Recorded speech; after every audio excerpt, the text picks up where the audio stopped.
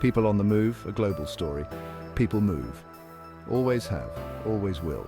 It's in our DNA. From ancient nomads to modern-day explorers, the urge to explore, to seek new opportunities, is deeply human. In our globalized world, migration is more common than ever. People cross borders for countless reasons: jobs, family, education, or simply a fresh start. This movement of people shapes our world in profound ways. It brings new cultures, ideas, and skills to different corners of the globe. Think sushi in America, Bollywood in Britain, or reggae in Japan, all thanks to migration. But migration isn't always smooth sailing. It can be fraught with challenges, both for the migrants themselves and the societies they join. Understanding why people migrate is crucial, not just for academics, but for all of us. It helps us craft better policies, build stronger communities, and ultimately create a more just and equitable world for everyone. Money talks, but is it the whole story? For years, the classic explanation for migration was simple: economics. People move from poorer countries to richer ones, chasing higher wages and better living standards. Think of it like this: water finds its level. People, too, are drawn to where they can thrive. This economic lens makes sense to a point. It explains why someone from a rural village might move to a bustling city, or why a skilled worker might seek opportunities abroad. But here's the catch: it doesn't tell the whole story. If money was the only factor, we'd expect to see migration flows perfectly aligned with economic disparities. But that's not always the case. People make decisions based on more than just their wallets. They consider their families, their values, and their aspirations. And increasingly, they're factoring in something else: politics. Beyond the paycheck, politics at play. Let's be real, politics matters.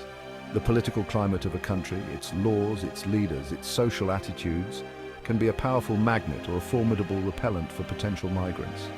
Imagine you're a doctor fleeing a war-torn country. A stable democracy with a welcoming immigration policy is going to be far more appealing than a nation rife with political instability and xenophobia. This isn't just about extreme cases like war or persecution. Even subtle differences in political environments can sway migration patterns. A country with generous social safety nets might attract those seeking a better life for their families, while a nation with restrictive immigration laws might deter all but the most determined. The point is, migration isn't just an economic equation, it's a human story, deeply intertwined with the political realities of our world. To truly understand why people move, we need to look beyond the balance sheets and into the hearts and minds of migrants themselves. Open arms, open doors, welcoming the world. Some countries roll out the welcome mat for newcomers. They recognize the value that migrants bring, their skills, their energy, their cultural richness. These countries often have inclusive citizenship policies, making it easier for immigrants to become full-fledged members of society. Take Canada, for example. They've got a points-based system that prioritizes skills and education, making it attractive for skilled workers around the world. Plus, Canada actively promotes multiculturalism, celebrating diversity and fostering a sense of belonging for newcomers. The result? Canada is often hailed as a model for successful immigration, boasting a thriving economy and a vibrant, diverse society. It's proof that welcoming immigration policies can benefit both the migrants and the host country. Section 5. Walls and whispers. Fear as a deterrent. On the flip side, some countries are less than welcoming. They might have strict immigration laws, making it difficult to enter or stay legally. Worse yet, they might have a climate of fear and suspicion towards immigrants, fueled by prejudice and misinformation. This is where the rise of radical right-wing parties comes into play. These parties often exploit anxieties about immigration, painting a picture of outsiders stealing jobs, overwhelming social services, and threatening national identity. Their rhetoric can be divisive and dangerous, creating a hostile environment for immigrants and minorities. Denmark is a case in point. Once known for its social liberalism, Denmark has seen a surge in support for right-wing parties in recent years. This has led to stricter immigration policies, making it harder for asylum seekers and refugees to find safety and build new lives. The consequences: increased discrimination, social division, and a chilling effect on Denmark's long tradition of openness and tolerance. Section 6. When politics trumps economics. Here's a thought experiment. Imagine two countries, one rich, one poor. The rich country has a booming economy but a government openly hostile to immigrants. The poor country, while struggling economically, has a new progressive leader who welcomes migrants with open arms. Now, if economics was the only factor, you'd expect a mass exodus from the poor country to the rich one, right? But in this scenario, politics might just trump economics. People might choose to stay put, hoping for a brighter future in their own country, rather than risk facing discrimination and hostility in a wealthier but less welcoming nation. This illustrates a crucial point. The political climate of a country can either amplify or diminish the pull of economic factors. A welcoming environment can make a country a magnet for talent and investment, while a hostile one can deter even the most desperate from seeking a better life. Section 7. Proof in the pudding. What the data shows. Don't just take my word for it. Academics have been crunching the numbers, and the evidence is clear. Politics matters. Studies show that countries with more inclusive citizenship policies tend to attract more immigrants, especially highly skilled ones. On the other hand, countries with restrictive policies and a rise in anti-immigrant sentiment see a decline in immigration, even if their economies are doing well. For example, research has shown that the rise of right-wing populist parties in Europe has led to a decrease in immigration from Muslim-majority countries, even when controlling for economic factors. This suggests that political rhetoric and policies can have a real impact on migration patterns, independent of economic conditions.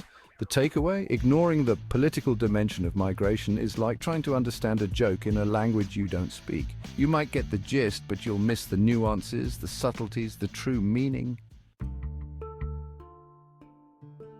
Section 8. Bridging the divide, a two-way street. Let's be clear, the relationship between politics and migration isn't a one-way street, it's a dynamic interplay, with each influencing the other.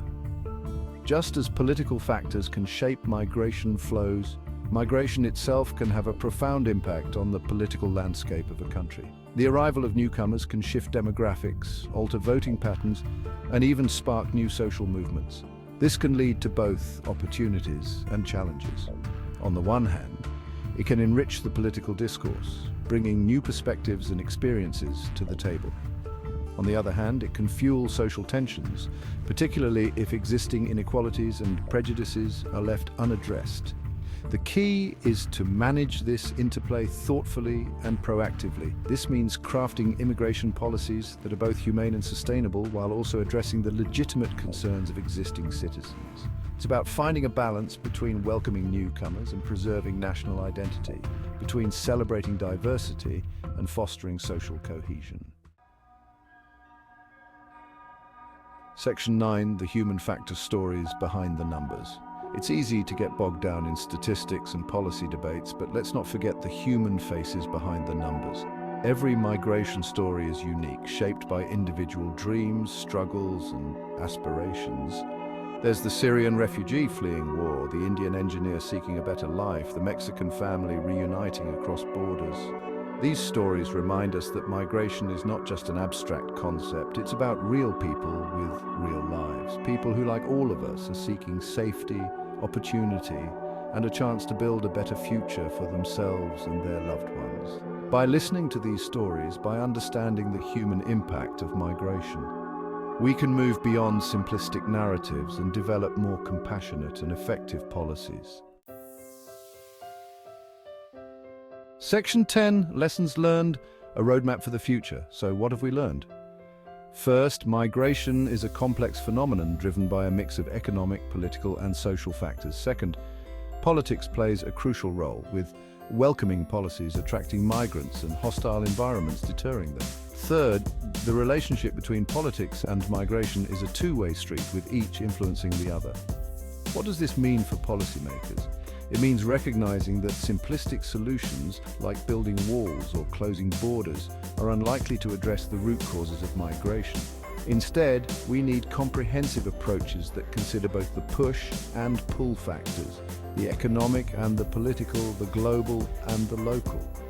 This includes investing in sustainable development in migrant-sending countries, addressing global inequalities, and creating legal pathways for safe and orderly migration. It also means combating discrimination, promoting integration, and fostering a climate of welcome and inclusion in host societies. Section 11, Beyond Borders, Our Shared Humanity. In a world increasingly interconnected, migration is not a problem to be solved, but a reality to be managed.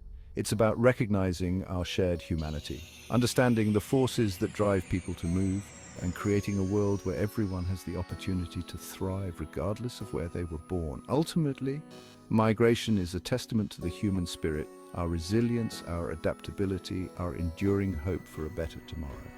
By embracing this reality, by working together to address the challenges and harness the opportunities, we can create a more just, equitable, and prosperous world for all.